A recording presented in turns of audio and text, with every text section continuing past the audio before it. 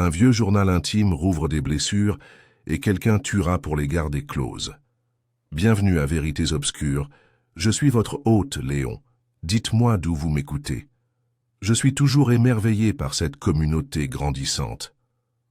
Vous rendez cette aventure inoubliable. Merci d'être là. Maintenant, découvrons la vérité. Le village d'Ashfordley-St. Mary s'est toujours enorgueilli de son charme tranquille. Avec ses haies bien taillées, ses cottages en pierre recouverts de lierre et le doux tintement des cloches de l'église marquant le temps comme un battement de cœur, la vie se déroulait dans une routine réconfortante. Les étrangers remarquaient souvent à quel point le village semblait suspendu dans le temps, épargné par les turbulences du monde moderne. Pourtant, ceux qui y vivaient, surtout ceux qui regardaient, savaient que les eaux calmes étaient souvent les plus profondes.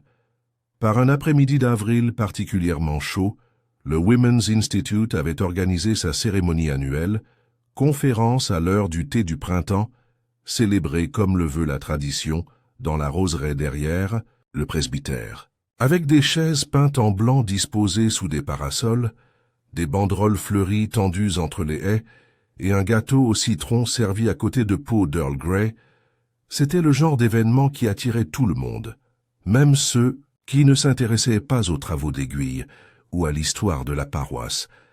Parmi les participants se trouvait Miss Jane Marple, son chapeau de paille bleu pâle, projetant une ombre douce sur un visage marqué par l'expérience et une légère désapprobation. Elle sirota son thé avec la délicatesse habituelle, ses yeux pâles ne dérivant pas vers l'oratrice. Madame Edgecombe donne un discours quelque peu somnolent sur les journaux victoriens en dentelle, mais plutôt à travers les visages de ses voisins. Un village, comme Miss Marple le pensait souvent, ressemblait plutôt à une tapisserie humaine.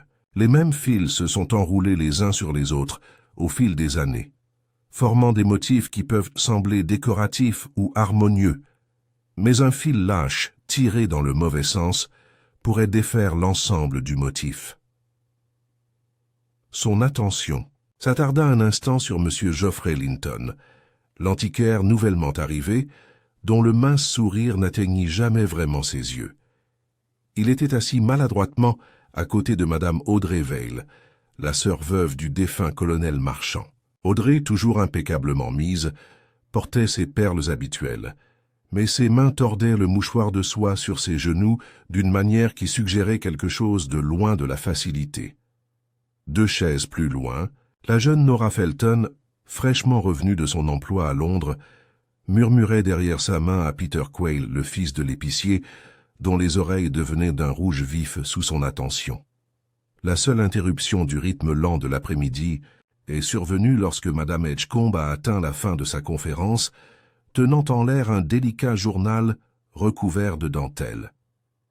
Une réplique, bien sûr, mais inspirée du motif victorien original conservé par ma grand-mère qui était plutôt romantique. Il y eut un moment d'applaudissements amusés, jusqu'à ce qu'un son inattendu traverse l'air, un halètement, pointu, puis le doux fracas de la porcelaine frappant l'herbe. Toutes les têtes se tournèrent vers l'allée centrale, où Miss Lydia Hartnell, la vieille fille qui tenait la papeterie, avait laissé tomber sa tasse de thé et se tenait la poitrine. Sa bouche s'ouvrit comme pour parler, mais seul un gargouillis s'en échappa. Une seconde plus tard, elle s'effondra sur sa chaise. Le chaos a suivi. Quelqu'un a crié. Un plateau de scones a été renversé. Le révérend Upton, dont le presbytère n'avait jamais connu une telle excitation, se précipita avec des mouchoirs et des cris alarmés pour appeler un médecin. Mais ce n'était pas bon. Lydia Hartnell était pratiquement morte. Ce n'est que plus tard, lorsque le connétable fut appelé et que la foule se dispersa en murmures de suspicion et de sympathie, que la voix douce de Miss Marple se fit entendre. Elle avait l'air si effrayée à la fin, murmura-t-elle à Madame Bantry qui se tenait à côté d'elle. Et pourtant, elle n'a fait que jeter un coup d'œil au journal. Curieux, tu ne trouves pas? Madame Bantry, toujours avide de sensations fortes, se pencha. Vous pensez qu'elle l'a reconnu, la dentelle? Peut-être, dit doucement Miss Marple, les yeux toujours fixés sur la chaise maintenant abandonnée où Lydia était assise. Ou peut-être que cela lui a rappelé quelque chose qu'elle souhaitait vraiment oublier. Et avec cette remarque calme, le premier fil fut tiré. Le lendemain matin, la tranquillité d'Ashfordley-St. Mary s'était effilochée comme un ourlet usé. La mort soudaine de Lydia Hartnell, lors de la réunion de thé du Women's Institute, avait eu des répercussions dans tous les salons, comptoirs de magasins et clôtures de jardins du village. Ce n'est pas simplement le fait de sa mort qui a perturbé les résidents, mais aussi la manière dont elle a eu lieu, publique, abrupte et empreinte d'un parfum de scandale indubitable. Le Gazette. Bien sûr, il n'en avait pas encore parlé, mais les ragots allaient bien plus vite que le papier journal. Au petit déjeuner, 2 versions du conte avaient déjà circulé. L'un d'eux a affirmé que la pauvre Lydia avait succombé à une crise cardiaque, provoquée par les nerfs, comme l'a insisté Madame Witherby de la Poste. L'autre, bien plus excitante, était qu'elle avait été empoisonnée, probablement avec quelque chose d'exotique et d'introuvable, administré au moyen d'une tasse de thé trafiquée. Elle avait l'air horrible juste avant de tomber, a déclaré Clara Humphreys, réorganisant les paquets de graines près de la vitrine du magasin du village. Une sorte de gris. C'est ce qui m'a fait penser que c'était du poison. Bien sûr, je ne suis pas médecin. Madame Veil, de passage avec son terrier, n'a pas manqué l'occasion de s'arrêter et d'apporter sa contribution. Elle avait des ennemis, vous savez. Les gens n'ont jamais aimé Lydia. Trop acerbe, trop curieuse, toujours en train de gribouiller dans son petit carnet. Elle tient probablement des registres sur nous tous. Je suppose que Miss Marple pourrait avoir quelque chose à dire à ce sujet, répondit Clara en baissant la voix. Oh, j'ai sans aucun doute, dit Madame Val, les yeux brillants. Mais elle attend toujours, n'est-ce pas? Jusqu'à ce qu'il soit trop tard. Ce commentaire lui a valu un regard désapprobateur de la part de la gouvernante du révérend Upton, qui se trouvait justement en train de fouiller derrière les bacs à sucre. Miss Marple voit tout, Audrey, et elle ne dit jamais un mot qui n'est pas nécessaire. Au cœur du village, Miss Marple elle-même était assise devant sa fenêtre, un petit carnet ouvert à côté de son plateau à thé. Elle avait passé la matinée à réfléchir tranquillement, tricotant intacte sur ses genoux, le regard lointain et les manières posées. Elle n'était pas du genre à tirer des conclusions trop hâtives. Au cours de ses longues années d'observation, elle a appris que les gens se trahissent souvent, non pas par ce qu'ils disent, mais par ce qu'ils disent. Éviter disant ce sur quoi ils s'agitaient, ce qu'ils redirigeaient. Alors elle a écouté. De son point d'observation sur High Street, elle pouvait voir très clairement les allées et venues. Geoffrey Linton, l'antiquaire, se dirigea d'un pas vif vers sa boutique avec une expression tendue et une mallette verrouillée sous le bras. Inhabituel. Il arrivait généralement avec un journal sous le coude et un mot affectueux pour Madame Gall à la boulangerie. Puis Nora Felton, revenant du marchand de légumes, s'arrêta devant la porte de l'église pour échanger des paroles à voix basse avec Peter Quayle, sa main posée légèrement sur son bras plus long que ce que Miss Marple jugeait convenable pour une jeune femme pas encore fiancée. Un peu après 10 heures, l'inspecteur Raymond Cray est arrivé. Il était nouveau dans le district, muté il y a seulement 3 mois, et bien qu'il ait fait des efforts pour se montrer amical lors du pique-nique dans le jardin du vicaire, il avait un air d'impatience évident lorsqu'il s'agissait de villageois avec des théories. Il était peut-être heureux ou malheureux, selon le point de vue, que Miss Marple n'ait pas offre théorie autant qu'observer tranquillement. Elle le regardait depuis sa fenêtre se diriger vers le presbytère, sans doute pour parler à nouveau avec le révérend Upton et les autres invités. Un homme poli, l'inspecteur Cray, mais Miss Marple soupçonnait qu'il s'était déjà fait une opinion bien arrêtée sur la mort de Miss Hartnell, et n'avait guère intérêt à découvrir quoi que ce soit qui ne la confirmait pas. À la papeterie, les volets étaient tirés. Un ruban noir était attaché à la poignée, une petite pancarte apposée par l'avocat local informant les clients que l'entreprise resterait fermée jusqu'à nouvel ordre. Ça met derrière les volets. Les appartements de feu Miss Hartnell étaient méthodiquement fouillés. « Elle vivait seule ?» demanda l'inspecteur Cray en se baissant pour inspecter une clé en laiton trouvée sur la cheminée du salon. « Entièrement. » a déclaré l'agent Sims, « jamais mariée. Ma sœur est décédée en 1943. Il ne reste plus de famille, à notre connaissance. Les chambres étaient soignées, presque obsessionnelles. Des étagères remplies de papeterie en boîte, des bobines de ficelle et des registres remplis d'une écriture manuscrite précise. Dans le tiroir du bureau se trouvait le cahier noir, familier, même si ces pages étaient curieusement vierges depuis 3 semaines. « C'est étrange, » dit l'inspecteur. « Les gens comme elle ne le font pas arrêter enregistrant leurs observations, mais dans la petite chambre à côté, ils découvrirent quelque chose d'encore plus intrigant. Derrière une pile de journaux invendus se trouvait un délicat journal recouvert de dentelle, fait à la main, dentelle ivoire soigneusement cousue sur une couverture reliée en cuir. Il avait l'air antique, mais des pages de parchemin plus récentes suggérèrent qu'il avait été utilisé récemment. « Qu'est-ce que c'est, ça ?» Cray l'ouvrit. L'écriture était petite et à l'étroit. Au début, il semblait s'agir simplement de modèles copiés de dentelle victorienne. Un curieux passe-temps, mais entrecoupé de phrases fragmentées. Non, phrases violemment barrées à l'encre rouge. Une entrée disait « Gel a menti à propos du 11 mars. Pourquoi? Lié à une lettre ?» Un autre « N.F. querelle. Il a dit « Vous ne pouvez rien. » Prouvez. Il faut donner suite. Ce n'était pas la main soignée habituelle de Lydia. C'était comme si elle était devenue pressée, anxieuse, paranoïaque. Dans quoi, nom de Dieu, était-elle impliquée? Murmura Cray. Pendant ce temps, le village poursuivait son bourdonnement sourd et persistant. Au Crown and Magpie, des chopes d'amers et des marmites de ragoût servèrent de toile de fond à de folles spéculations. M. Linton s'était excusé du déjeuner, invoquant une urgence commerciale. Madame Val a été vue en train de pleurer dans le cimetière, un mouchoir pressé sur son visage, même s'il n'était pas clair si son chagrin provenait du décès de Lydia ou de quelque chose de plus personnel. Même l'épouse du pasteur, une femme aux nerfs inébranlables, aurait oublié le lait lorsqu'elle allait faire les courses, tellement distraite par la remarque du révérend Upton que Lydia avait, quelques instants avant de s'effondrer, griffonné quelque chose dans son programme puis l'avait déchiré. Une fouille du jardin n'avait révélé aucun morceau de ce genre déchiré, mais Miss Marple avait remarqué que les livrets de programme distribués cet après-midi-là provenaient du stock du magasin de Lydia.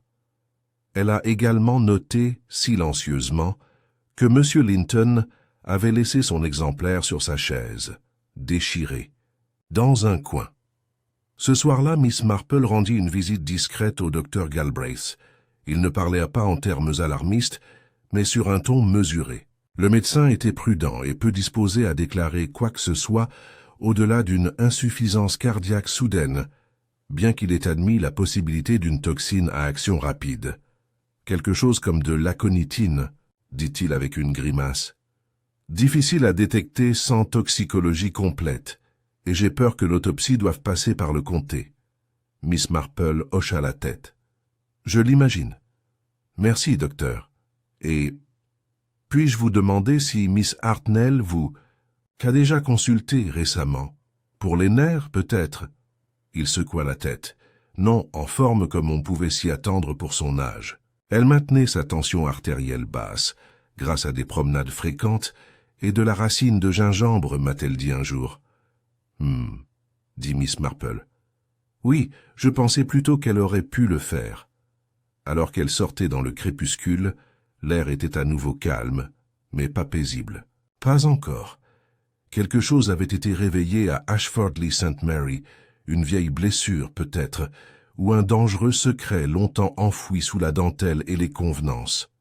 Et Miss Marple, marchant d'un pas régulier vers sa maison, savait que le cœur de ce mystère ne résidait pas seulement dans la manière dont Lydia Hartnell était morte, mais dans l'énigme qu'elle avait laissée derrière elle.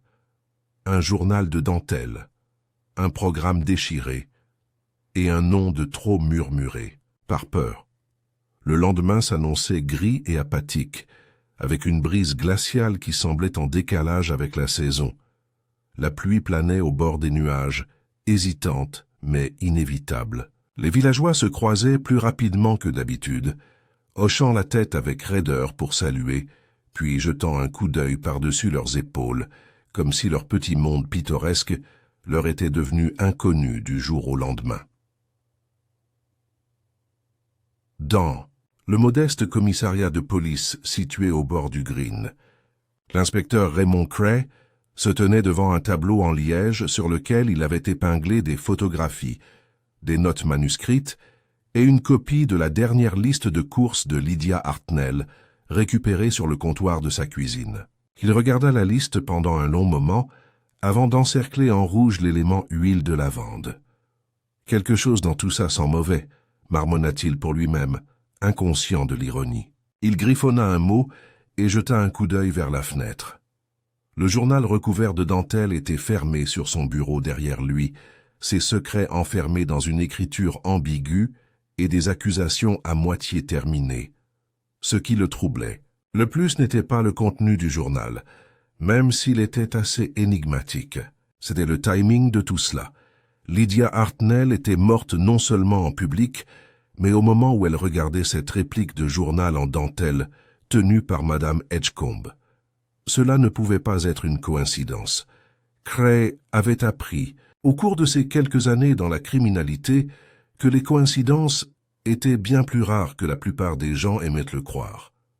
Ses entretiens avec les participants au thé n'avaient guère donné de résultats. La plupart étaient trop loin pour remarquer quoi que ce soit de valeur, et ceux qui étaient assez proches n'avaient observé que l'expression de choc de Lydia. Rien de plus précis. Probablement à cause de la chaleur, marmonna l'agent Sims en apportant 2 tasses de thé. Elle était du genre nerveux, pas faite pour les rassemblements publics. Cray prit le thé sans répondre. Son esprit était ailleurs. Dans le jardin du presbytère, où les chaises avaient été débarrassées et les banderoles tranquillement enlevées, Miss Marple retourna sur les lieux du décès. Pas officiellement, bien sûr. Sa visite avait apparemment pour but de rendre un gant oublié à Madame Edgecombe, mais elle maîtrisait depuis longtemps l'art de transformer des courses informelles en occasion d'observations attentives. Elle s'arrêta à l'endroit où Lydia était tombée, encore légèrement marquée par une dépression dans l'herbe. La chaise avait été retirée, mais Miss Marple n'avait aucune difficulté à imaginer la disposition exacte. Elle ferma brièvement les yeux et revit le moment dans son esprit. Le halètement aigu de Lydia, la tasse de thé qui tombait, le chaos flottant des voix. Elle se pencha légèrement, ses mains soigneusement jointes autour du manche de son parasol, et étudia l'herbe près de la base de la table. Il était là, un minuscule fragment de papier déchiré, coincé sous le bord d'une pierre. Miss Marple s'agenouilla avec précaution et le récupéra. L'œuvre n'était pas plus grande qu'un timbre-poste, mais l'écriture dessus était incontestablement celle de Lydia, pincée et formelle. Il ne contenait que quelques mots. Bouton, velours, 3 avril impair. Elle le plia et le plaça délicatement dans son sac à main. Alors qu'elle se levait, elle remarqua le révérend Upton s'approchant du chemin de l'église, sa canne frappant en rythme contre les pavés. Il l'accueillit avec la douce courtoisie d'un homme qui avait présidé trop d'enterrements. « Je comprends que vous connaissiez bien Miss Hartnell, » dit-il doucement. « Tout le monde à Ashford-Lee se connaît bien, révérend, » répondit Miss Marple avec un léger sourire. « Mais oui, je lui ai souvent parlé. A-t-elle déjà parlé d'avoir peur ?» Miss Marple étudia un instant le visage aimable du vicaire avant de répondre. « Pas tout à fait. Mais elle avait pris l'habitude, ces dernières semaines, d'hésiter avant de parler. C'était nouveau. Lydia n'était jamais du genre à se remettre en question. Elle semblait nerveuse ces derniers temps.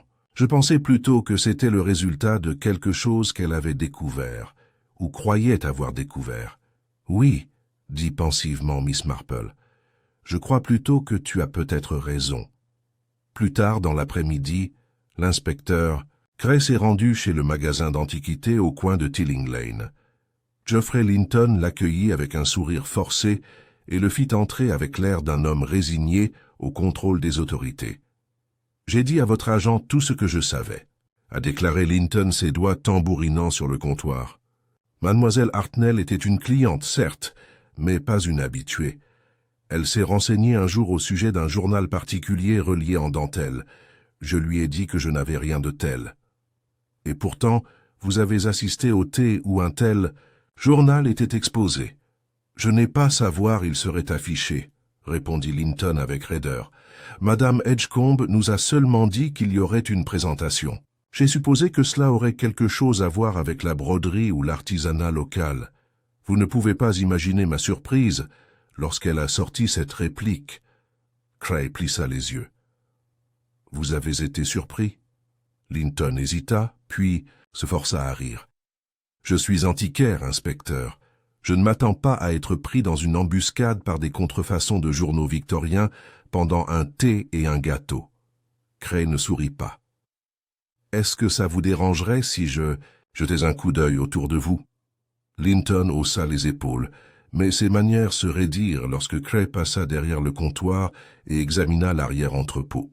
Au milieu d'étagères remplies de vieux livres, de tasses à thé en porcelaine et de peintures à l'huile décolorée, rien ne ressortait particulièrement, jusqu'à ce que Cray ouvre un tiroir et trouve un fragment de ruban de velours. C'était d'un bleu profond, effiloché sur les bords, et incontestablement déchiré, il l'a retenu. Cela n'aurait rien à voir avec le message laissé par Miss Hartnell, n'est-ce pas? Le visage de Linton resta vide. Je n'ai aucune idée de ce qu'elle a écrit, mais ce ruban provient d'un présentoir que j'ai démonté la semaine dernière. Ce n'est rien. Des déchets décoratifs. Cray ne discuta pas, mais il empocha le ruban. Ailleurs dans le village, un autre type d'entretien avait lieu. Miss Marple avait invité Nora Felton à prendre le thé. La jeune femme arriva rapidement, vêtue d'une jupe et d'un chemisier élégant, coiffée avec effort. Ses mouvements avaient la netteté de quelqu'un désireux de prouver son contrôle. Mais Miss Marple, dont les instincts étaient rarement erronés, soupçonnait qu'une énergie nerveuse palpitait sous la surface. La mort de Lydia a été un choc, a déclaré Nora après avoir accepté un deuxième scone. Oui, acquiesça Miss Marple, surtout depuis qu'elle avait compilé des notes sur les affaires du village de manière si ciblée. Vous saviez qu'elle tenait des registres, j'imagine? Nora pâlit légèrement. Tout le monde le savait. Elle aimait garder un œil sur les gens. J'imagine qu'elle pensait que cela était utile, comme un service public. Peut-être. Vous a-t-elle déjà parlé du 3 avril? Nora se raidit juste brièvement. Non, pourquoi? Oh, c'est juste quelque chose que je suis tombé sur. Une date griffonnée dans son journal. Il y avait aussi une référence au velours et aux boutons. Cela semblait être une façon plutôt poétique d'enregistrer quelque chose. Vous ne trouvez pas? Nora posa sa tasse de thé avec plus de force que nécessaire. Miss Marple, suggérez-vous que Lydia enquêtait sur quelque chose? Pas du tout, dit doucement Miss Marple. J'essaie simplement de comprendre pourquoi une femme ayant ses habitudes particulières aurait pu réagir avec une détresse si soudaine devant un journal recouvert de dentelle. Nora se leva. « Eh bien, je dois vraiment y aller. Peter m'attend. »« Bien. Sûr? Merci d'être venu. » Alors que la jeune fille partait, Miss Marple regarda pensivement la chaise qu'elle avait libérée. Nora Felton cachait quelque chose. Et les années passées par Miss Marple à écouter des jeunes femmes en détresse dans les allées des églises et dans les garden parties lui avaient appris les signes, une attitude défensive soudaine, des mains tremblantes, masquées par des mouvements rapides, une peur voilée dans les yeux, le journal recouvert de dentelle, un ruban de velours, un morceau déchiré avec une date. Quelque chose s'était produit le 3 avril. Quelque chose qui avait amené Lydia Hartnell à prêter attention à Nora Felton.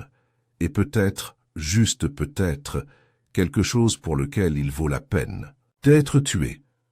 Ce soir-là, alors que le crépuscule tombait à nouveau sur le village, Miss Marple était assise avec son cahier ouvert. Elle a noté 3 noms, Geoffrey Linton, Nora Felton, Audrey Vallée. Puis elle a souligné chacun 2 fois.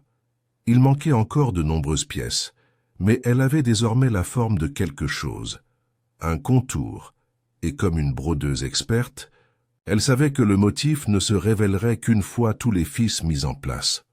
Le 4e jour après la mort subite de Lydia Hartnell, l'air à Ashfordly-St. Mary s'était épaissi, non pas à cause de la pluie, qui n'était toujours pas tombée malgré les nuages maussades, mais à cause de l'appréhension.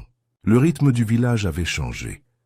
Les commerçants ouvraient tard et fermaient tôt, les conversations s'interrompaient au bruit des pas qui s'approchaient, et même les enfants semblaient plus sobres, leurs rires atténués par une ombre que personne ne pouvait nommer mais que chacun ressentait. Bien qu'aucune annonce officielle n'ait été faite, on murmurait de plus en plus dans les portes et derrière les rideaux tirés que Miss Hartnell n'était pas morte de cause naturelle. L'enquête officielle n'était pas encore programmée. En attendant les rapports toxicologiques, avaient appris les villageois à dire avec une importance feutrée, mais un sentiment de jugement s'était déjà installé. Et, comme on pouvait s'y attendre, les soupçons avaient commencé à se rassembler autour d'un seul nom. Geoffrey Linton l'antiquaire ne s'était jamais vraiment intégré. Il était arrivé 8 mois auparavant seulement et avait acheté la boutique fermée de Tilling Lane avec une efficacité discrète et un accent londonien qui contrastait avec la sensibilité rustique du village. Il affirmait avoir travaillé dans une société d'évaluation privée, principalement du travail d'homologation, avait-il dit, mais n'en donnait guère plus sur son passé. L'achat soudain, l'absence de famille, la légère réticence à rejoindre le comité de la chorale, tout cela s'additionnait aux yeux de ceux qui voulaient que quelqu'un soit à blâmer. Et maintenant, avec la mort de Lydia Hartnell et cet étrange journal recouvert de dentelle qui attirait l'attention, la distance de M. Linton était devenue presque criminelle. L'inspecteur Cray était assis, les bras croisés, dans la salle de lecture du presbytère, une tasse de thé tiède devant lui intacte. « Je ne dis pas qu'il a fait, dit Madame Edgecombe en croisant les mains d'un air sérieux, mais il était se comporter étrangement.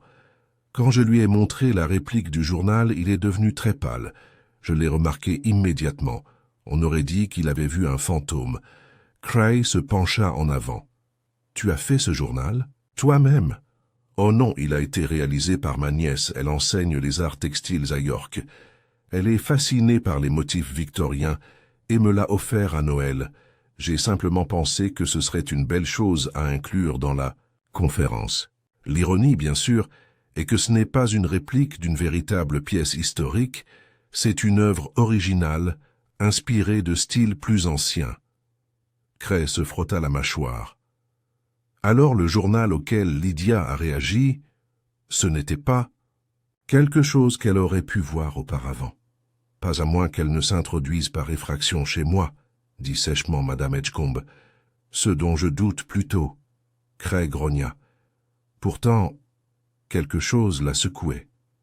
Oui, dit-elle doucement. J'ai vu son expression. Je pense qu'elle reconnut il, ou quelque chose à ce sujet. Et puis, eh bien, vous savez ce qui s'est passé.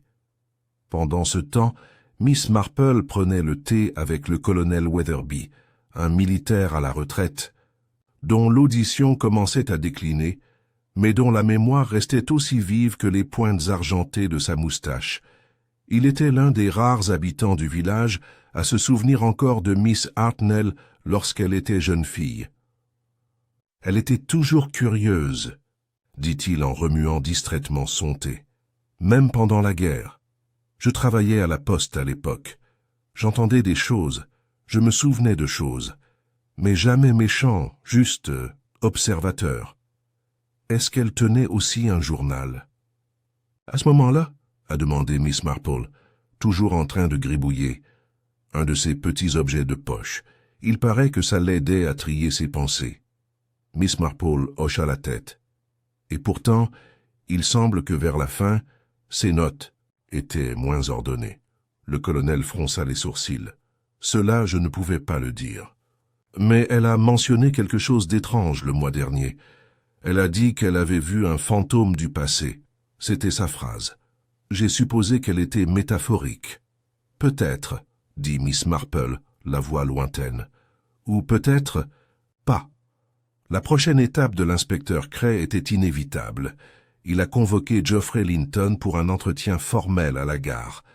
Linton arriva précisément à l'heure, vêtu d'un costume gris foncé et affichant l'expression d'un homme connaissant bien l'autorité. « Je comprends, » dit-il d'un ton neutre, « que je suis devenu le bouc émissaire du village. » Cray n'a pas répondu directement. « Commençons simplement. Où étiez-vous le soir du 3 avril ?» Linton cligna des yeux. « Le 3 avril ?»« Oui, cela est, apparu dans les notes de Miss Hartnell. Vous souvenez-vous de ce que vous faisiez ? Je crois que j'étais à Reading. » Et dit-il après une pause, « Je rends visite à un client, une veuve qui avait besoin d'aide pour évaluer une collection de meubles. J'ai passé la nuit dans une petite auberge, The Ivy Crown. » Cray prit note. « Est-ce que cela peut être confirmé ?»« Je devrais le penser. Il y avait un paiement sur ma carte et j'ai signé le livre d'or. » Cray tapota son stylo. « Connaissez-vous Nora Felton ?» Seulement en passant. Elle s'est arrêtée une fois pour me poser des questions sur les meubles de toilette art déco. Je lui ai dit que je ne vendais pas dans ce style. Et Audrey Vail, maintenant Linton hésitait. Je l'ai peut-être rencontrée une fois en société. Tu lui as vendu quelque chose, n'est-ce pas? Une boîte à musique, dit rapidement Linton. Victorien, rien d'inhabituel. Avez-vous vendu quelque chose à Miss Hartnell? La mâchoire de Linton se serra. Non. Elle s'est renseignée, mais n'a jamais acheté. Franchement, je la trouvais ennuyeuse. Toujours en train de faire des allusions, de sonder, comme si elle jouait au détective. Cray se rassit. Elle pensait que quelqu'un cachait quelque chose. Peut-être qu'elle n'avait pas tort. Je ne cache rien, dit Linton avec raideur. Mais quelqu'un l'est, répondit Cray, et je dois découvrir qui. Ce soir-là, Miss Marple fit une lente promenade dans la verdure du village pour terminer à la papeterie. Le ruban noir ornait toujours la poignée de porte et à travers la fenêtre, la forme floue des journaux en boîte et des enveloppes scellées projetait des ombres sur les étagères. Elle tourna au coin et parcourut le chemin étroit derrière, le bâtiment. Un hangar de livraison était niché entre des rosiers, verrouillé et tranquille. Mais alors qu'elle passait devant la porte arrière, elle s'arrêta. Quelque chose, un mouvement dans la fenêtre? Ou était-ce simplement un instinct? Elle tapota légèrement sur la vitre. Rien. Elle recula et regarda la fenêtre du 2e étage. Rideau fermé. Un calme. Puis elle le vit. La moindre lumière sous les rideaux. Une lueur, vite éteinte. Quelqu'un était entré à l'intérieur. Et si ce quelqu'un était entré par effraction dans l'appartement de Lydia Hartnell après sa mort, cela ne pouvait signifier qu'une chose. Quelqu'un cherchait quelque chose que Lydia avait caché. Quelque chose qu'elle n'avait pas écrit dans son journal de dentelle. Quelque chose qu'elle avait suffisamment craint pour ne pas paraître sur la page. Au moment où la lune se levait au-dessus d'Ashford Lee, une autre vague de ragots avait commencé à se propager. L'agent Sims avait laissé échapper au Crown and Magpie que de nouvelles preuves avaient été découvertes. Même s'il ne voulait pas dire de quoi il s'agissait, c'était tout ce dont les villageois avaient besoin. C'était Linton, a déclaré Harold Quayle au bar. Remarquez mes mots, il a probablement empoisonné son thé lui-même. Je pense que c'est cette fille, Nora, murmura Madame Dawlish. Les jeunes femmes ont leurs secrets. Même Peter Quayle semblait plus nerveux que d'habitude, quittant le pub tôt et regardant autour de lui comme s'il s'attendait à ce que des ombres lui sautent dessus. Et dans le calme de sa maison, Miss Marple a ajouté un nouveau nom à son carnet. Pas comme suspect, mais comme avertissement. Quelqu'un regarde, et quelqu'un d'autre a peur. Elle posa son stylo et ferma le livre. Le premier suspect avait été nommé. Mais la vérité, comme la fine dentelle, n'était pas faite de tissu solide, mais de petits trous délicats. Ashfordley St. Mary s'étendait sous une aube argentée. Le ciel était pâle et prometteur, qui ne faisait rien pour dissiper l'obscurité qui s'accrochait encore aux ruelles du village. Cela faisait près d'une semaine que Lydia Hartnell s'était effondrée dans le jardin du presbytère, et pourtant les tremblements qu'elle laissait derrière elle ne montraient aucun signe de s'estomper. Les villageois portèrent leurs soupçons comme des manteaux fraîchement coupés, mal ajustés, mais qui s'accrochaient quand même. En milieu de matinée, un timide retour à la routine a pu être observé. La boulangerie rouvrit et les cloches de Saint-Mildred sonnèrent, quoique plus doucement que d'habitude. Pourtant, les conversations restaient brèves et les regards s'attardaient trop longtemps sur les voisins de passage. Tout le monde avait sa théorie, mais personne n'en était vraiment certain. Il semblait que tout le monde attendait. Miss Marple, pour sa part, avait passé la majeure partie de la matinée à examiner quelque chose que la plupart auraient complètement négligé. Un apron en dentelle. Il avait été soigneusement rangé dans le tiroir du bas du bureau de Lydia Hartnell, découvert la veille par l'agent Sims et remis à l'inspecteur comme bien divers. Mais lorsque l'inspecteur Cray avait rendu visite à Miss Marple plus tôt dans la matinée, sous prétexte d'une mise à jour amicale, elle lui avait demandé s'il serait prêt à la laisser examiner la pièce de plus près. « Je ne sais pas. »« À quoi cela pourrait servir ?» avait déclaré Cray. « Pas d'initiales, pas de notes, pas de taches de sang. »« Non, » avait répondu Miss Marple avec un sourire serein. « Mais il semble être fait à la main, très probablement. Et celui qui l'a réalisé était formé à la méthode ancienne du point de Venise, a-t-elle ajouté en inspectant les fils à la loupe. Un art en voie de disparition. Ma grand-tante me l'a appris quand j'étais petite. Ces boucles à double picot sont assez distinctives. Cray, c'est tout à son honneur, ne l'a pas renvoyé. Et qu'est-ce que ça vous dit? Cette personne a pris beaucoup de temps et de soin pour le fabriquer, a déclaré Miss Marple. Peut-être comme cadeau ou comme code. Un code? Miss Marple leva doucement la tête. Oh, je ne parle pas d'encre invisible ou de chiffres militaires. Mais la dentelle, inspecteur, est comme n'importe quel métier, elle peut communiquer. Un motif répété trop fréquemment, ou un point qui n'est pas à sa place, peuvent ne pas être accidentels. Je crois que Miss Hartnell essayait de dire quelque chose, et elle l'a fait dans la seule langue qui passerait inaperçue dans son monde. Plus tard dans la journée, alors que l'inspecteur se préparait à envoyer le napperon au laboratoire du comté, à contre-cœur et seulement après la suggestion persistante de Miss Marple, un autre type d'indice émergea des bords de l'affaire. La découverte a été faite involontairement par Timothy Bantry, 12 ans, que sa mère l'avait envoyé vider le vieux hangar derrière leur jardin. Parmi les déchets habituels d'outils de jardinage et de pots de fleurs blanchis par le soleil, il tomba sur une boîte à biscuits usée, à moitié enfouie sous une pile de jardinières en céramique cassée. À l'intérieur se trouvaient plusieurs feuilles pliées de papier peau d'oignon, jaunies et cassantes, chaque page étant couverte de l'écriture de Lydia Hartnell. Mais contrairement à son scénario précis habituel, celui-ci était précipité, anxieux et nettement personnel. Timothy, ayant le bon sens d'en parler directement à sa mère, regarda avec des yeux ronds Madame Bantry pâlir. En moins d'une heure, elle était devant la porte de Miss Marple. Miss Marple lut les pages en silence. Il ne s'agissait pas d'entrer dans un journal intime, ni tout à fait de lettres non plus, mais quelque chose entre les deux. Pensées décousues, peurs incertaines, observations écrites sans destinataire. « Je pense que quelqu'un me surveille », avait écrit Lydia. Je pensais l'avoir revu près du magasin, le même homme d'Avril, mais peut-être que je l'avais seulement imaginé.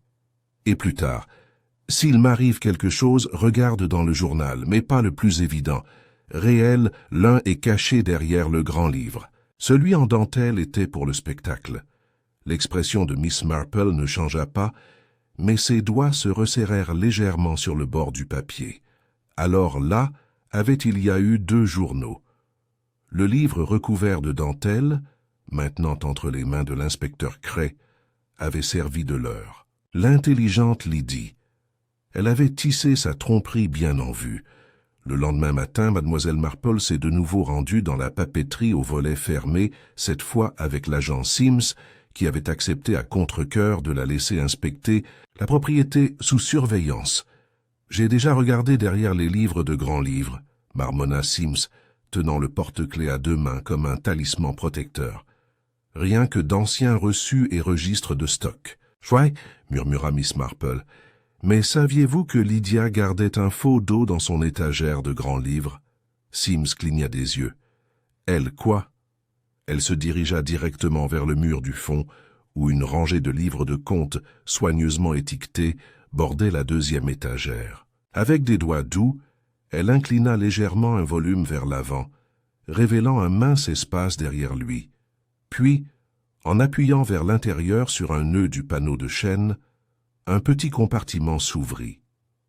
De l'intérieur, Miss Marple en sortit un mince livre non marqué, relié non pas en dentelle mais en cuir marron délavé. Les pages n'étaient pas alignées. L'écriture manuscrite est indubitable. C'était le réel agenda. Sims resta bouche bée.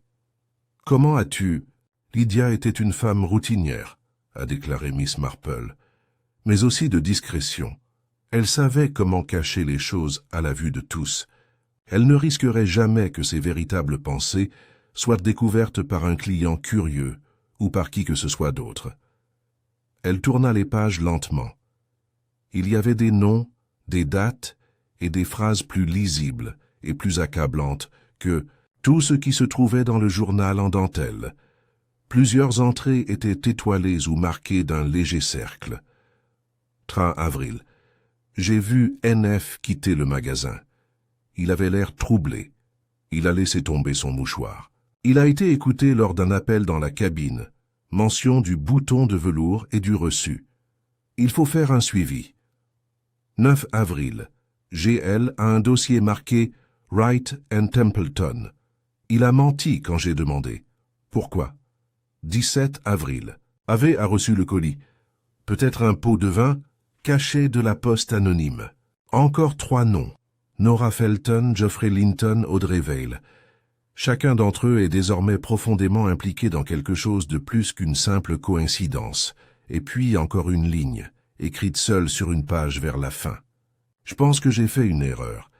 Quelqu'un sait que j'en ai trop vu.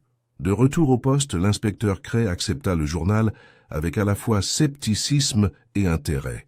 Elle avait un deuxième main, oui, dit Miss Marple. Et comme vous pouvez le voir, c'était bien plus révélateur que le premier. Il parcourut les entrées en fronçant les sourcils. Wright & Templeton. Je connais ce nom. Une société du vieux Londres. Ils ont été impliqués dans un différend successoral il y a quelques années. Allégation de fraude. Ils se sont tus, liquidés. Miss Marple inclina la tête. Et Geoffrey Linton a affirmé qu'il faisait du travail d'homologation. Peut-être qu'il ne s'agissait pas seulement d'évaluation de meubles. Cray ferma lentement le livre. Nous nous rapprochons. Je peux le sentir. Eux aussi, dit doucement Miss Marple. Et les animaux acculés peuvent être très dangereux, inspecteur. Ce soir-là, Audrey Vail a été vue marchant d'un pas vif vers le bureau de poste avec une enveloppe scellée à la main. Elle paraissait nerveuse. Ses mouvements étaient brusques et son regard se balançait des deux côtés de la rue. Nora Felton, quant à elle, ne s'est pas présentée à sa promenade habituelle de l'après-midi, une absence remarquée par plus d'un voisin vigilant, et la boutique de Geoffrey Linton est restée fermée toute la journée. Une pancarte manuscrite apposée sur la porte, inventaire, réouvrira demain. Miss Marple se tenait devant la porte de son jardin au coucher du soleil, les yeux rivés sur le village. Les secrets avaient commencé à surgir du sol comme une brume. Lydia Hartnell avait découvert quelque chose de sombre, quelque chose enfoui sous la dentelle, le velours et les sourires distingués. Et maintenant, la personne qui avait demandé son silence pourrait se sentir obligée de frapper à nouveau. L'eau. Lendemain matin, le village s'est réveillé avec le bruit d'une forte pluie. Il s'était enfin brisé, tombant avec une telle détermination que les caniveaux débordaient et les bottes craquaient dans les ruelles boueuses. Mais, tandis que le ciel pleurait, à l'intérieur des maisons bien rangées d'Ashfordley-St. Mary, les émotions mijotaient en silence. La vérité, ou des fragments de celle-ci, commençait à percer le voile de la vie distinguée. Les murmures avaient plus de poids. Les conversations sont devenues prudentes. Pour Miss Marple, la tempête à l'extérieur correspondait à la tension qui montait sous la surface de l'enquête. La découverte de Lydia Hartnell réelle.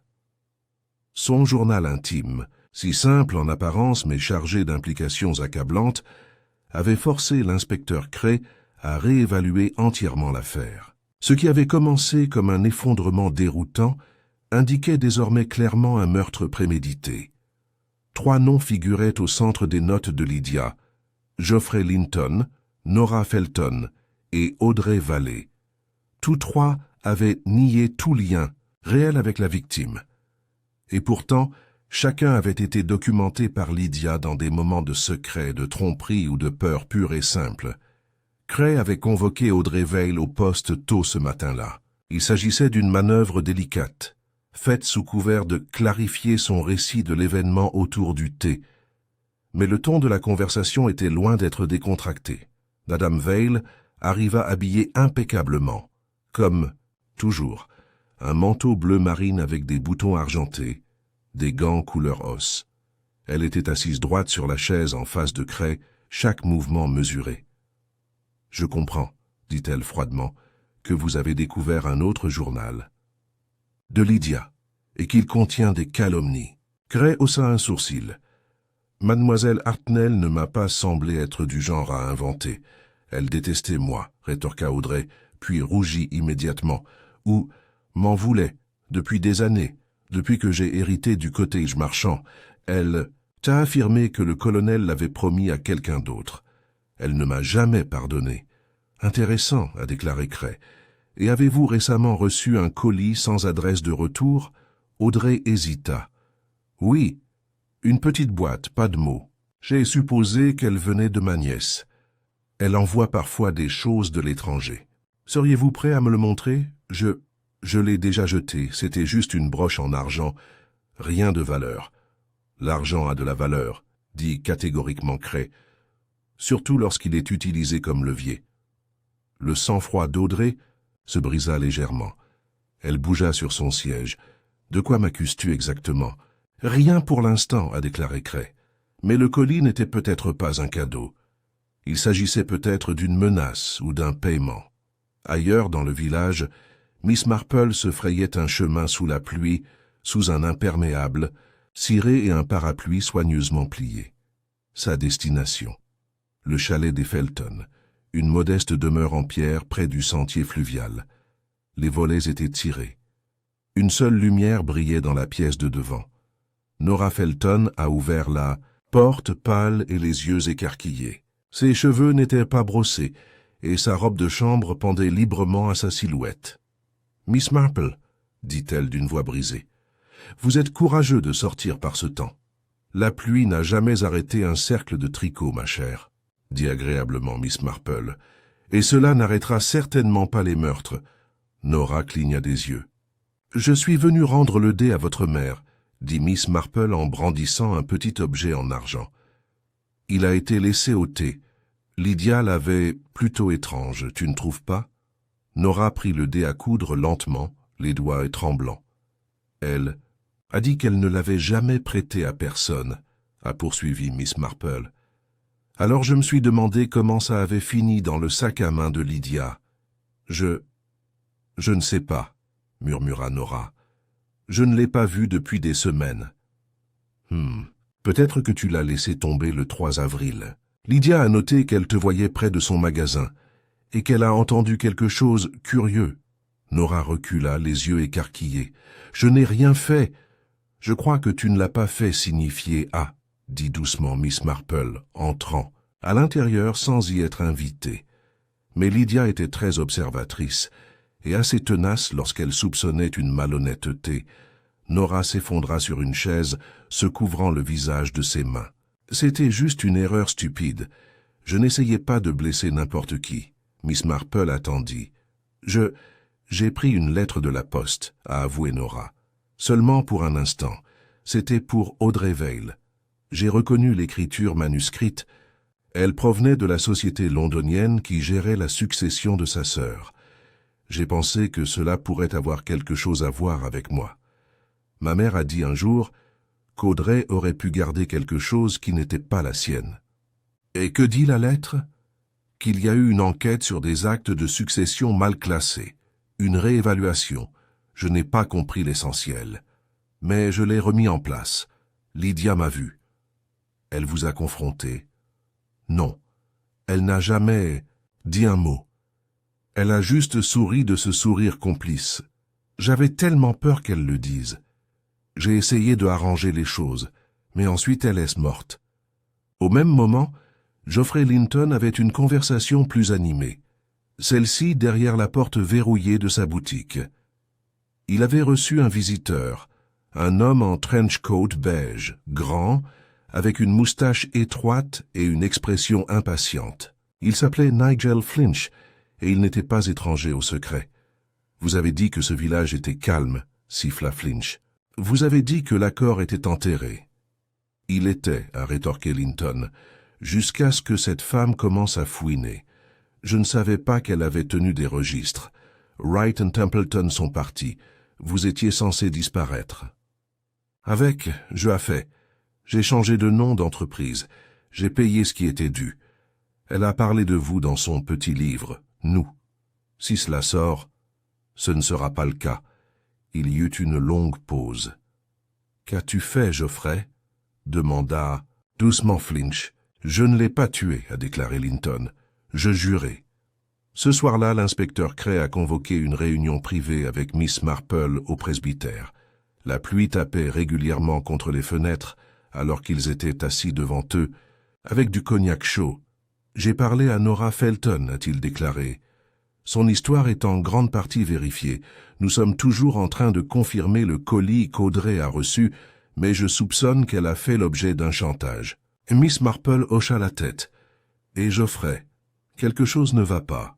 Nous n'avons aucune trace officielle de lui avant 1949. Je soupçonne que Linton n'est pas son vrai nom. Miss Marple fouilla dans son sac à main et en sortit un petit mouchoir en lin. Dans le coin était cousu un petit bleu bouton velours avec bords effilochés. J'ai trouvé ça au fond de la poche du manteau de Lydia, a-t-elle déclaré. Il correspond à celui qui manquait sur un gilet que j'ai vu dans la vitrine de M. Linton il y a 3 semaines. Le front de Cray se plissa. Elle était dans sa boutique récemment, donc. Peut-être a-t-elle vu quelque chose qu'elle n'était pas censée voir. Je le crois, a déclaré Miss Marple, et je crois que Lydia savait ce qu'elle avait trouvé. Elle a essayé de laisser une trace, pas directe, mais suffisamment pour que quelqu'un d'observateur puisse la suivre. Cray se laissa tomber en arrière sur sa chaise. 3 suspects, 3 secrets, mais un seul meurtrier.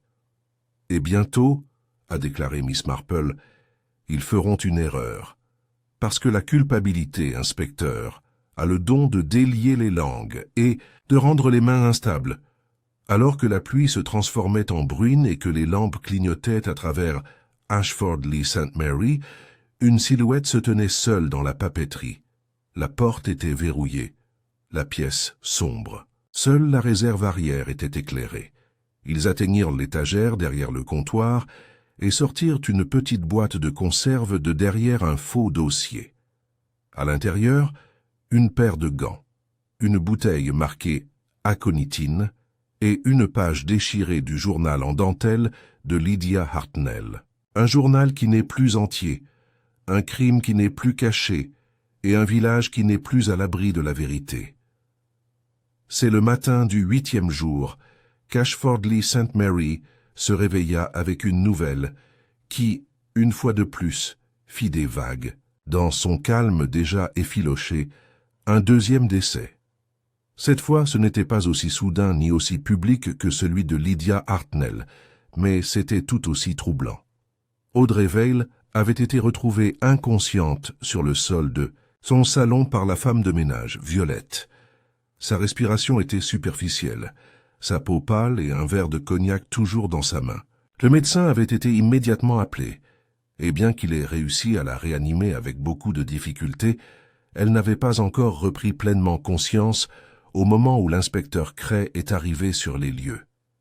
Miss Marple, qui était assise dans son jardin lorsque la nouvelle arriva par l'intermédiaire de Madame Weatherby, dans un état de grande agitation, déposa tranquillement sa broderie et se leva sans un mot. Elle récupéra ses gants et son manteau et se dirigea directement vers la résidence Vale. Au moment où elle arriva, le médecin avait terminé son examen préliminaire et se tenait dans le couloir avec Cray, les deux hommes arborant des expressions identiques. « Elle est stable », a déclaré le docteur Galbraith, « mais elle a été droguée. Peut-être la même substance que Miss Hartnell, même si je ne le saurais pas avec certitude tant que nous n'aurons pas une analyse chimique. » « Était-ce auto-administré » demanda Miss Marple, d'une voix calme mais pointue. Cray secoua la tête. « Ça n'en a pas l'air. Il n'y a aucun signe qu'elle avait l'intention de se suicider. La femme de ménage insiste sur le fait que Madame Vale était de meilleure humeur hier qu'elle ne l'avait été depuis des semaines. Pas de note de suicide. Il fit un geste vers la carafe à moitié vide dans le salon. « C'est du cognac neuf, elle l'a ouvert hier. Si quelque chose y a été glissé, cela a été fait délibérément et par quelqu'un qui y avait accès. » Les yeux de Miss Marple balayèrent la pièce. Le canapé moelleux, les antimacassars en dentelle, le léger parfum de lilas toujours suspendu dans l'air. La tranquillité domestique semblait en contradiction avec la violence qui venait de se produire. « Je ne suppose pas que la femme de ménage ait vu quelqu'un d'inhabituel hier. »« Personne, » répondit Cray. « Mais elle est sortie vers 4 heures pour aller chercher du linge. C'est assez de temps. » Miss Marple se dirigea vers la cheminée où un petit plat de cartes de visite se trouvait à côté d'une photo fanée de la défunte sœur d'Audrey. « Elle avait des secrets, » murmura Miss Marple. « Mais elle n'était pas une menteuse. Je crois qu'elle avait peur. Et maintenant, quelqu'un a essayé de la faire taire. » Cray croisa les bras. « Vous pensez que c'était censé terminer ce que Lydia Hartnell a commencé? Je pense que quelqu'un pensait qu'Audrey en savait plus qu'elle, ne l'avait admis. Et peut-être qu'au cours des dernières 24 heures, elle a finalement décidé de parler. » Plus tard dans la journée, Cray retourna à la gare et trouva un homme qui attendait dans le hall d'entrée. Une grande silhouette avec un manteau gris et un accent londonien qui ne laissait aucune tentative d'adaptation locale. « Nigel Flinch, » dit-il en tendant une carte. « Je suis ici à propos de Geoffrey Linton. » Cray haussa un sourcil.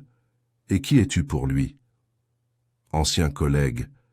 Nous avons travaillé ensemble chez Wright & Templeton, ou plutôt, il a fait. J'ai été conseiller juridique pendant une courte période avant la faillite du cabinet. Je crois savoir qu'il a élu domicile dans votre village. Et tu es venu pour te reconnecter ?» La bouche de Flinch se serra. « Je suis venu vous prévenir. Linton n'est pas seulement un antiquaire louche. Il faisait partie d'un stratagème qui a escroqué plusieurs clients âgés en leur arrachant des fonds d'héritage. 2 familles se sont retrouvées sans ressources. L'entreprise a fait faillite avant que quiconque puisse être correctement poursuivi. » Cray hocha lentement la tête. « Je suppose que Miss Hartnell l'a découvert. »« Je le crois. Elle m'a contacté il y a environ 6 semaines. Elle m'a dit qu'elle avait des questions sur l'un de nos clients, marchands. Elle soupçonnait des divergences dans la succession. Je ne l'ai pas prise au sérieux au début, mais ensuite elle a mentionné le nom de Linton. » Cray sentit un frisson le parcourir. « Pourquoi ne vous êtes-vous pas manifesté avant ? » Je ne pensais pas que cela dégénérerait meurtre. Cray fit un geste vers le bureau intérieur. « Viens avec moi. Je veux que tout ce que tu sais soit enregistré. » Cet après-midi-là, Miss Marple rendit une autre visite discrète, cette fois à Nora Felton. La jeune femme ouvrit lentement la porte. Ses yeux étaient bordés de fatigue et elle portait un cardigan qui avait connu des jours meilleurs. « Nora, je ne vous garderai pas longtemps, » dit doucement Miss Marple. « Je voulais seulement poser une question sur quelque chose que Lydia a noté dans son journal, une référence à un reçu. » Nora hocha lentement la tête. « Oui, je l'avais oublié. » Mais quand je suis allé au magasin le 3 avril, j'ai vu Audrey Veil. Elle se disputait avec Lydia, et j'ai vu Lydia tenant un bout de papier. Elle l'a mis dans un livre. Je pense que c'était un reçu bancaire, ou quelque chose de similaire. Savez-vous ce qui lui est arrivé? Je n'en ai aucune idée, mais Lydia avait l'air triomphante quand elle m'a vu le remarquer. Comme si elle voulait que j'en sois témoin, comme si elle avait finalement coincé quelqu'un. Miss Marple hocha la tête. « Merci, chérie, vous avez été très courageux. » Ce soir-là, Miss Marple rentra chez elle et déballa soigneusement le napperon en dentelle, l'étalant sur la table sous une lampe puissante. Elle l'observa en silence pendant plusieurs minutes, puis récupéra une photographie, une vieille photo du domaine marchand, prise il y a des décennies lors d'une fête dans un jardin. Là, près du bord inférieur de la photographie, se tenait une jeune Audrey Veil, dont la posture était indubitable, et à côté d'elle, légèrement flou, un homme qui, à y regarder de plus près, ressemblait étrangement à Geoffrey Linton. Seul son nom à cette époque avait été enregistré comme Edmond Prescott. C'était le dernier coup de maître de Lydia. Elle n'avait pas eu besoin de l'écrire dans son journal. Elle avait laissé la dentelle comme un message, confectionné selon un motif qui faisait écho aux broderies de la maison marchand. Miss Marple reconnaissait désormais le motif. Il avait orné les housses de coussin du salon. Lydia l'avait délibérément imité, lié le crime non pas à une personne, mais à un lieu, l'origine, l'héritage marchand. Tout le rappelait. Le lendemain matin, à l'aube, Geoffrey Linton prit une décision. Il prépara un petit sac, verrouilla la porte de son magasin et se dirigea d'un pas vif vers la gare. Il a été accueilli à la porte par l'inspecteur Cray et 2 agents. « Vous ne voyagerez pas aujourd'hui, monsieur Linton », a déclaré Cray. Linton a essayé de bluffer. « C'est ridicule. Je vais à une foire à York. Nous avons reçu des déclarations vous liant à de multiples transactions frauduleuses sous une identité différente. Plus important encore, nous avons des raisons de croire que vous étiez directement impliqué dans la tentative d'empoisonnement d'Audrey Veil et peut-être dans le meurtre de Lydia Hartnell. » Les yeux de Linton se plissèrent. « Vous ne pouvez pas le prouver. Le napperon en dentelle de Miss Hartnell correspond à un motif original du domaine marchand. Vous connaissiez ce motif parce que vous étiez là, monsieur Prescott, il y a des décennies. Vous avez forgé votre identité, infiltré ce village et lorsque Lydia a découvert la vérité, vous l'avez réduite au silence. Je ne l'ai pas tuée, dit Linton en serrant les dents. Je voulais seulement le reçu, elle n'était pas censée mourir. Mais elle l'a fait, a déclaré Cray, et Audrey Veil l'a presque suivi. Alors que les policiers se rapprochaient, les épaules de Linton s'affaissèrent. « C'était censé être fini, marmonna-t-il. Tout cela, j'ai recommencé, j'ai eu une vie tranquille. Vous ne pouvez pas recommencer, dit froidement Cray. Si quelqu'un d'autre paie le prix de votre passé. » Au bord du green, Miss Marple sirotait son thé du matin, regardant la voiture de police disparaître dans l'allée. La pluie s'était dissipée. Quelques lève-tôt chantèrent depuis les haies.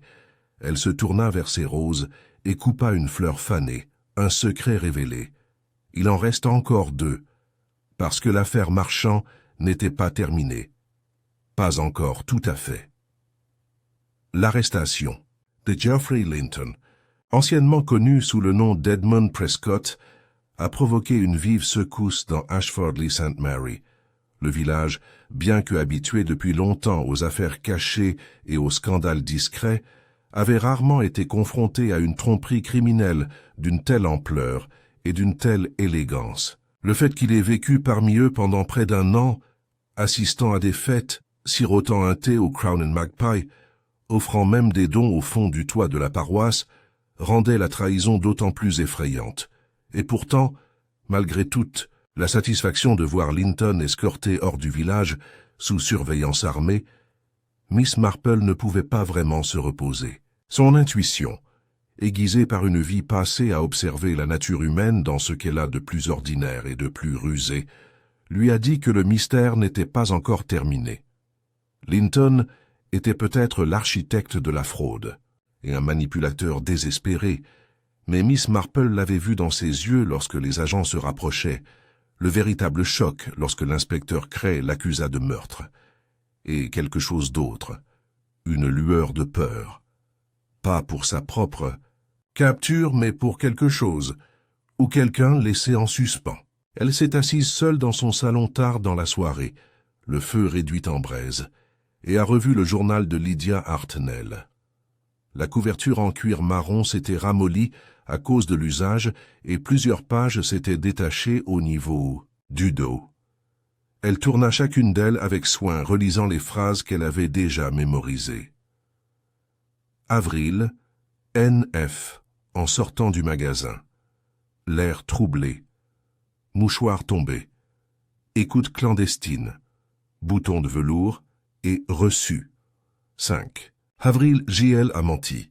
Wright & Templeton frauduleux. Colis à AV. Le cachet de la poste de Londres, aucune note. Avril, foyer balayant la violette. J'ai jeté un coup d'œil à l'enveloppe. Je n'ai pas bronché. Je devrais faire attention.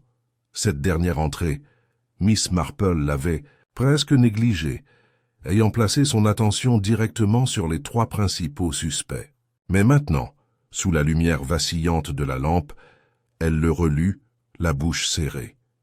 Violette, la femme de chambre. Il avait été si facile de supposer que Violette, fidèle servante d'Audrey Vail, n'avait été qu'un élément périphérique de l'affaire, jeune, calme, sans prétention. Et pourtant Lydia avait remarqué quelque chose dans un regard, une réaction aussi encore. Miss Marple se leva de sa chaise, glissa le journal dans son sac à main et prit note de « rendre visite à Audrey Vail tôt le matin ». Le lendemain, alors que le soleil pâle brillait sur les haies mouillées et que le village semblait fraîchement lavé par la pluie, Miss Marple arriva à Vail House juste au moment où le chariot de lait passait devant lui. Violette ouvrit la porte, le visage « Lamé poli. Mademoiselle Marple, dit-elle. Miss Vail est toujours au lit sur ordre du médecin, mais je peux vous préparer du thé. Ce serait très gentil, dit Miss Marple en entrant. Elle regarda Violette avancer dans le couloir, ses chaussures souples à peine audibles sur le parquet usé. Lorsque la jeune fille disparut dans la cuisine, Miss Marple jeta un coup d'œil dans le salon. Rien n'était déplacé, mais cela, en soi, méritait d'être noté. Elle se dirigea vers le bureau dans le coin, où une pile de correspondances était soigneusement rangée. Une lettre était entr'ouverte, l'enveloppe portant l'écusson « 1220 familier de Wright & Templeton, aujourd'hui disparu ». Miss Marple n'y a pas touché. Au lieu de cela, elle se tourna et examina la petite étagère à côté de la cheminée. Plusieurs livres sur l'étiquette et l'entretien ménager côtoyaient des volumes de poésie et un vieil exemplaire de Les lois sur l'héritage dans les successions anglaises. Lecture intéressante pour une femme de ménage. Violette revint avec le thé. « Je ne savais pas comment tu le prenais, alors j'ai laissé le sucre et le citron. »« Parfait, » a déclaré Miss Marple. Elle but une gorgée, puis sourit. « C'est très bien, juste ce dont j'avais besoin. » Ils restèrent assis en silence pendant un moment. Le silence ponctué uniquement par le carillon lointain d'une horloge. « Violette, » dit doucement Miss Marple, « puis-je vous demander depuis combien de temps vous travaillez pour Miss Vail ?»« Presque. 4 ans, a-t-elle répondu. Depuis que sa sœur est décédée. J'étais avec Madame Marchand avant, quand elle vivait encore. » « Alors vous connaissiez très bien le domaine. » Violette acquiesça. « Oui, c'était mon premier poste. Madame Marchand était très gentille. »« Et Miss Hartnell ?» demanda Miss Marple en observant attentivement. « La connaissiez-vous » ? Tout le monde connaissait Lydia, dit Violette avec un léger sourire. Toujours regarder les choses, écrire dans ce cahier. Elle t'a remarqué là-dedans. La main de Violette se figea à mi-chemin de la tasse de thé. « Moi ?» Elle a écrit qu'elle vous avait vu jeter un coup d'œil à une lettre, et que vous n'aviez pas bronché. Une phrase étrange, vous ne trouvez pas ? Violette ne dit rien, continua Miss Marple. Tu vois, cela suggère qu'elle s'attendait à toi serait reculée, que vous réagiriez, coupablement peut-être, mais que vous ne l'avez pas fait. C'est le genre de choses que Lydia a remarqué. Le visage de Violette était immobile, mais ses yeux se tournèrent légèrement vers l'horloge. « Je pense, dit doucement Miss Marple, que Lydia soupçonnait que vous étiez plus que ce que vous paraissez, que vous aviez accès à la fois aux documents de Miss Vale et aux activités de M. Linton, que vous étiez le fil qui les liait. Je suis une femme de ménage, dit doucement Violette. Les femmes de ménage ne lisent pas de livres juridiques sur le droit des successions, a déclaré Miss Marple. Et elles ne jettent pas non plus systématiquement les bouteilles de cognac avant l'arrivée de la police. L'expression de Violette n'a pas changé, mais sa voix devint plus froide. Vous pensez que je l'ai tué? Je pense que vous aviez un mobile. Vous étiez présent à la fois pour les soupçons de Lydia et les secrets d'Audrey. Vous saviez où Lydia gardait son journal. Vous aviez accès à tout. Vous regardiez depuis les bords, collectant des informations. Mais vous n'aviez pas prévu que Lydia soit aussi intelligente. Il y eut un silence si long que Miss Marple put entendre distinctement le tic-tac de la pendule de la cheminée. « Je n'ai pas tué Lydia, » dit enfin Violette. « Elle s'est fait ça elle-même. » Les yeux de Missy Marple se plissèrent. Elle était terrifiée, a poursuivi Violette. Elle pensait avoir découvert une grande conspiration, mais ce n'était pas le cas. Elle n'en avait que des morceaux. Et elle a commencé à accuser tout le monde. J'ai essayé de la calmer. Je lui ai même apporté une lettre prouvant que M. Linton avait un faux nom, mais cela n'a fait qu'empirer les choses. Miss Marple a laissé le silence parler pour elle. « Je suis allée dans sa boutique, » dit Violette, la voix basse maintenant. « Je pensais, peut-être que si je prenais simplement le journal, le faux, cela l'arrêterait. Mais elle m'a vu, elle a crié, j'ai paniqué, j'ai fait tomber son thé de la table. Elle devait déjà avoir quelque chose dedans. Ou peut-être que son cœur a lâché, je ne l'ai pas empoisonné. Et Audrey Vale, les yeux de Violette s'écarquillèrent à nouveau. Je lui ai seulement donné quelque chose pour la calmer. Elle allait avouer à la police, à propos du domaine marchand. Elle pensait qu'elle allait être arrêtée. « Alors vous l'avez droguée, » dit doucement Miss Marple. « Je ne voulais pas qu'elle souffre. Je voulais juste que tout se passe bien. » Arrêt. Miss Marple se leva lentement de sa chaise. « C'est là, chère Violette, le grand défaut de votre plan. Vous voyez, la souffrance ne s'arrête pas au silence. Elle ne fait que croître dans l'obscurité. 1 heure plus tard, Violette a été placée en garde à vue. Elle n'a pas lutté, ni protesté. Elle se tourna simplement vers Miss Marple alors qu'elle était emmenée et murmura « Vous étiez la seule à m'avoir vraiment vue. » Miss Marple la regarda partir, son expression illisible. Plus tard, alors que les nuages se séparaient et que le soleil se levait complètement sur Ashford-le-St. Mary, Miss Marple parcourait l'allée du jardin, derrière l'église St. Mildred. Le village avait commencé, timidement, à expirer. Le pire était derrière eux. Du moins, c'est ce qu'ils espéraient. Mais Miss Marple, toujours au courant des comportements des gens, savait que même si les crimes pouvaient être résolus, les blessures qu'ils laissaient derrière eux étaient plus lentes à guérir. Pourtant, pensa-t-elle, en glissant une dernière note dans le journal marron de Lydia Hartnell et en le rendant aux gendarmes. Un village perdure, et parfois la justice ne réside pas dans la punition, mais dans la compréhension de ce qui a poussé quelqu'un au bord de sa conscience. Le village d'Ashford-le-St. Mary, désormais lavé par les fortes pluies de la semaine, a lentement retrouvé sa routine apparemment calme.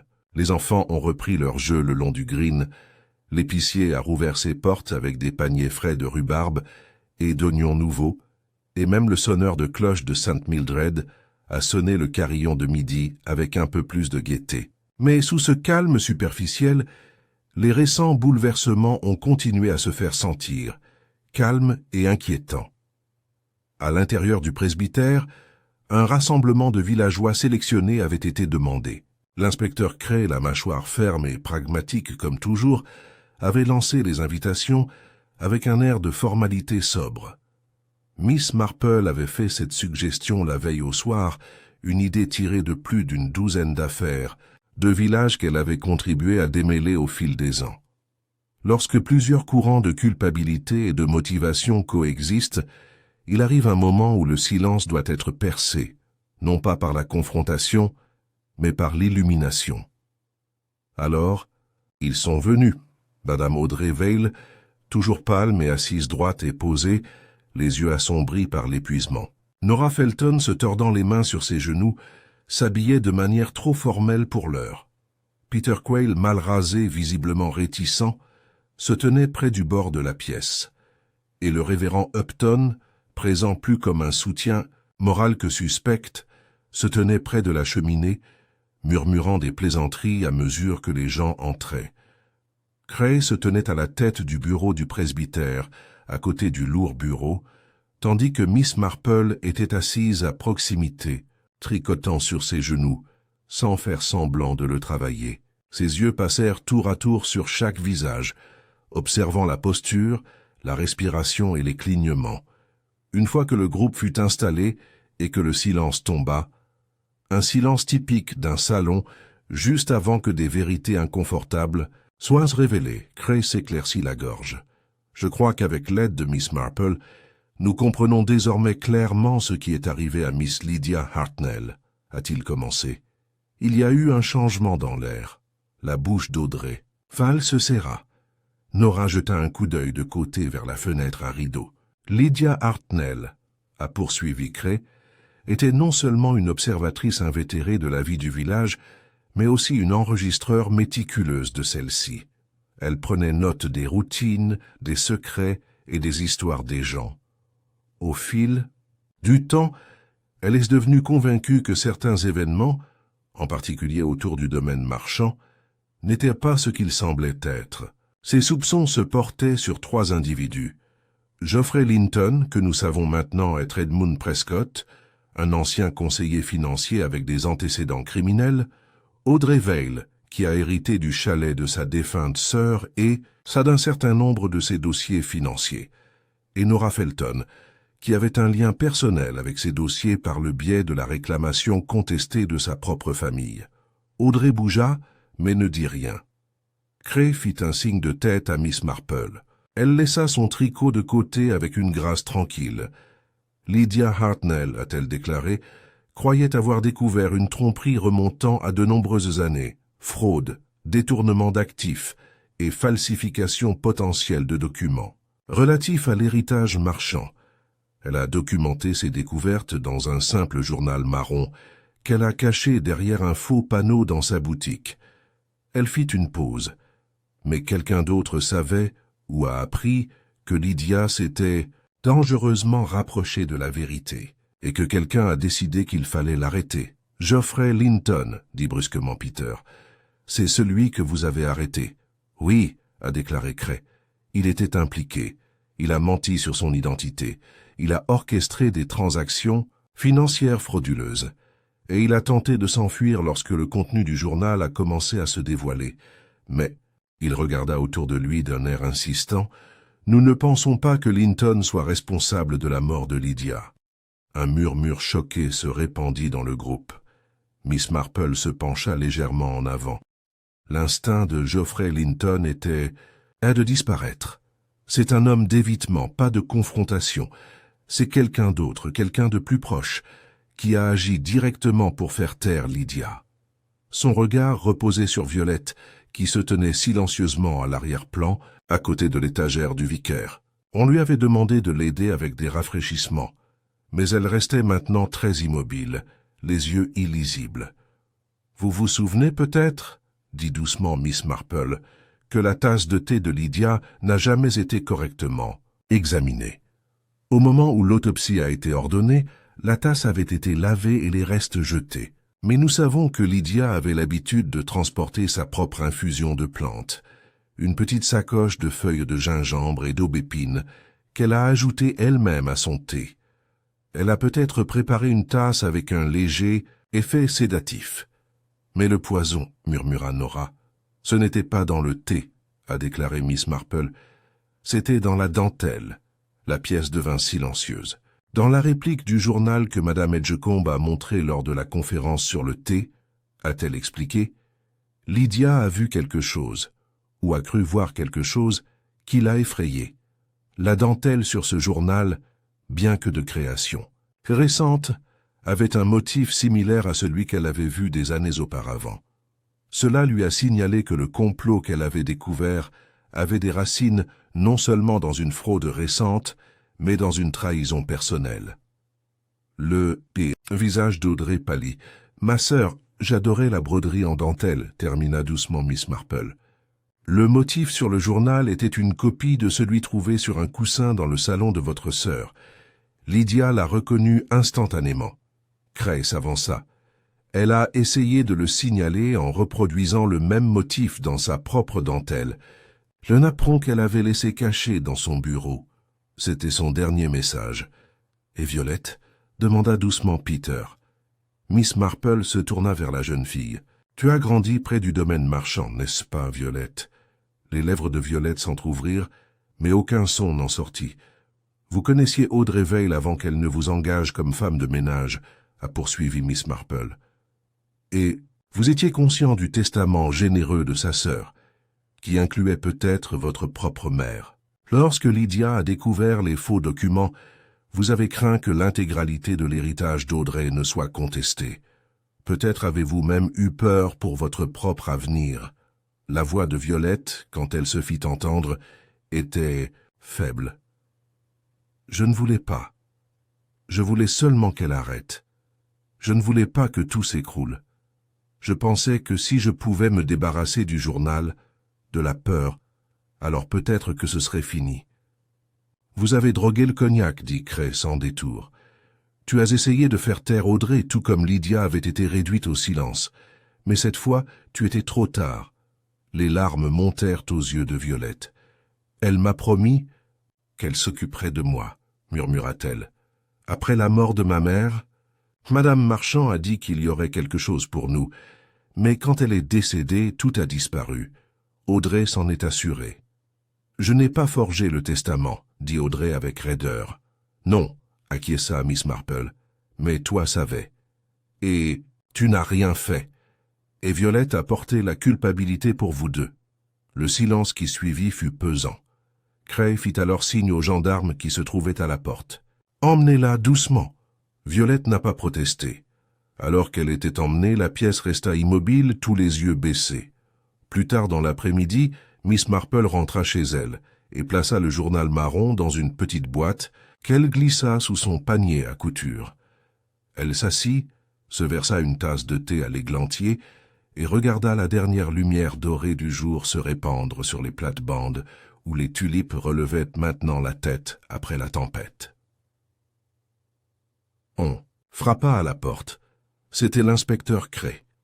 Il ôta son chapeau et lui lança un regard d'admiration tranquille. « Je pense que c'est le meilleur travail que j'ai jamais vu, » a-t-il déclaré. « Comment saviez-vous que Violette allait se briser ?»« Elle ne s'est pas cassée, » a déclaré Miss Marple. Elle a avoué, tranquillement, parce qu'elle le voulait, parce que ce n'était jamais seulement une question de culpabilité, c'était une question de douleur, et elle en avait assez de rester seule. Il hocha la tête.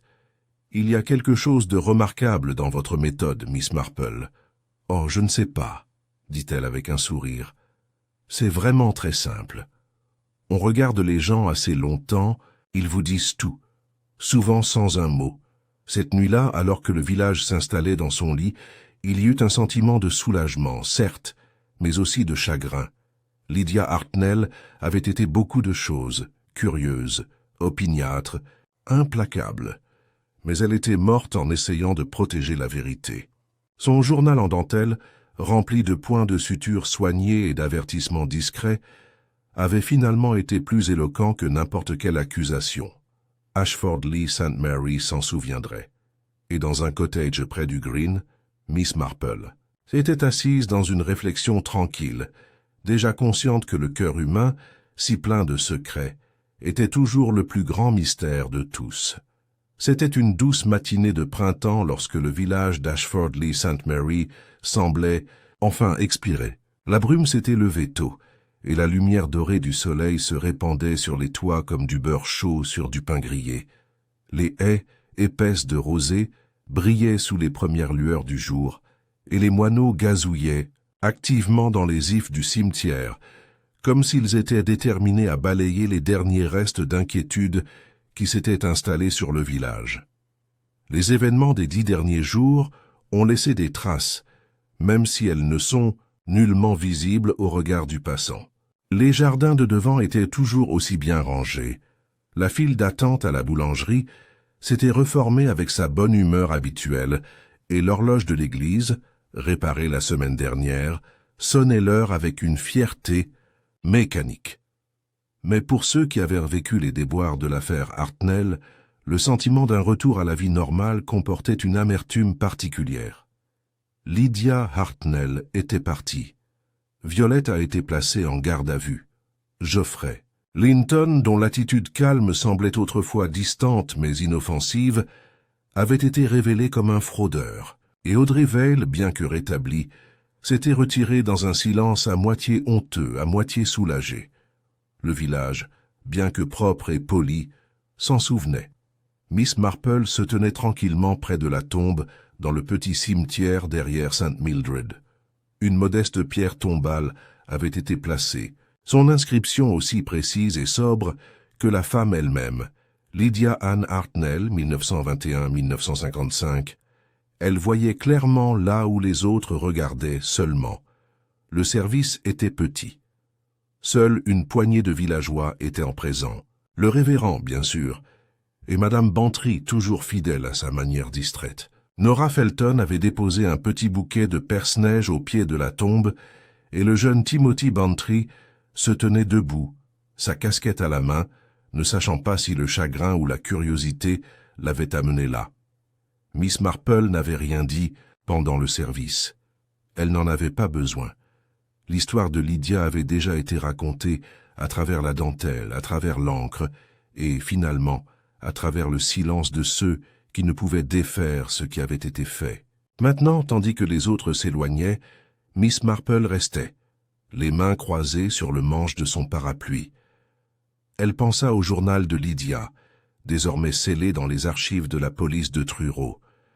Du bout de papier avec le mot « bouton de velours » qui avait tout déclenché.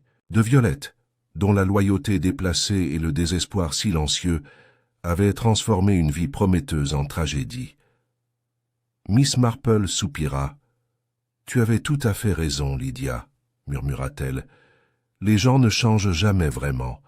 Ils deviennent seulement plus habitués à se cacher. » De retour au village, Audrey Veil était assise dans son salon, un châle drapé sur les épaules. Ses yeux étaient lointains alors qu'elle fixait le feu, même si la journée était suffisamment chaude pour que ce soit inutile. L'absence de Violette résonnait dans toute la maison. Pas de plateau à thé posé précisément à 3h30, pas d'argenterie polie, pas de coussins soigneusement rangés. Le silence était devenu oppressant. Elle avait fait sa déclaration à la police, sincèrement sinon entièrement. Elle n'avait pas falsifié les documents, mais elle en avait profité. J'avais vu les irrégularités. J'avais entendu les chuchotements. J'avais choisi de ne pas poser les bonnes questions. Que ce soit par peur, par fierté ou par le froid confort d'un privilège hérité, elle ne le saurait jamais vraiment. Et maintenant, avec Violette disparue et son cercle social réduit à des hochements de tête polis à la boulangerie, Audrey Veil a compris quelque chose qu'elle n'avait jamais compris auparavant, que la négligence et la complicité, même si elles ne sont pas aussi bruyantes qu'un meurtre, peuvent quand même ruiner une vie. Elle ferma les yeux et se laissa tomber dans son fauteuil. Dehors, un oiseau chantait. L'inspecteur Cray s'est arrêté au cottage de Miss Marple le même après-midi. Il ne portait pas de chapeau aujourd'hui, et son manteau était posé sur une épaule.